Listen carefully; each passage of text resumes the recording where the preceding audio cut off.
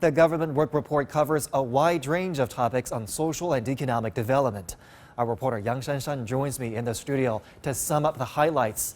Shanshan, tell us more about the key ideas to help us understand the government's policy focus this year. Yes, Zhongshi. The first key concept mentioned in the work report is the GDP growth target. Premier Li Keqiang announced an economic growth target of over 6% for 2021 compared to 2% last year. The nation also announced a set of economic goals, including setting the urban unemployment rate at around 5.5% compared to 6% last year. China also pledges to create more than 11 million new urban jobs, the same as in 2019 and up from 9 million last year.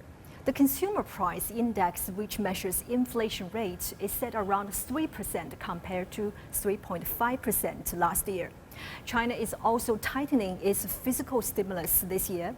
Premier Li Keqiang said China would stop issuing special bonds used to boost the economy during the pandemic. And all these policies send out the signal that China's economy is back on track and the country's focus is shifting from fighting COVID-19 back to its long-term development goals.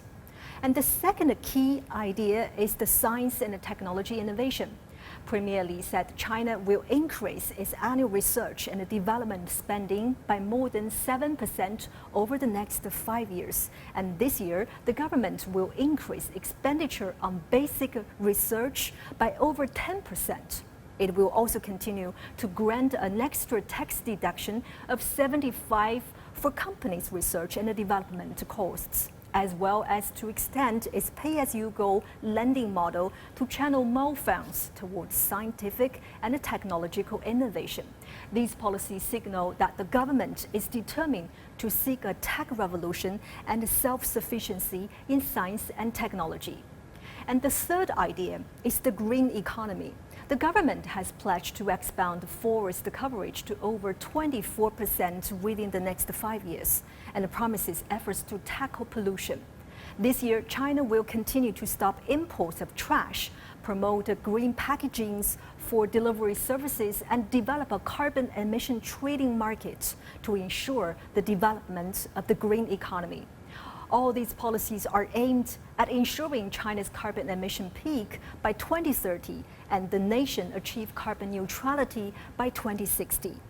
And the fourth concept is the dual circulation. Referring to the internal circulation, the government report emphasized boosting domestic consumption and giving more support to small and medium-sized companies, which Premier Li says provide over 80% of China's employment opportunities.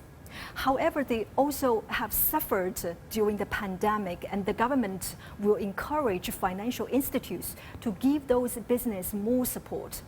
As for external circulation, China promises further opening of its market to the rest of the world. The nation will continue to welcome foreign investments, develop the Hainan Economic Free Trade Zone, and promote a free trade negotiation worldwide. That includes the implementation of RCEP, the signing of China-Europe investment deal, and the trade talks between China, Japan, South Korea. These policies show China wants to develop a vibrant, high-quality economy and open its markets. And our final key concept is the revitalization of the rural economy. The government vows to maintain the safety of grain supply, and China last year reached the goal of eliminating absolute poverty. And this year, the government has set a 5-year transition period for those counties lifted out of poverty. There are policies to help them improve people's livelihood, to ensure those who have been lifted out of poverty will not fall back into it. These efforts are aimed at reducing social inequality so as to ensure stability and build a fairer and more inclusive society.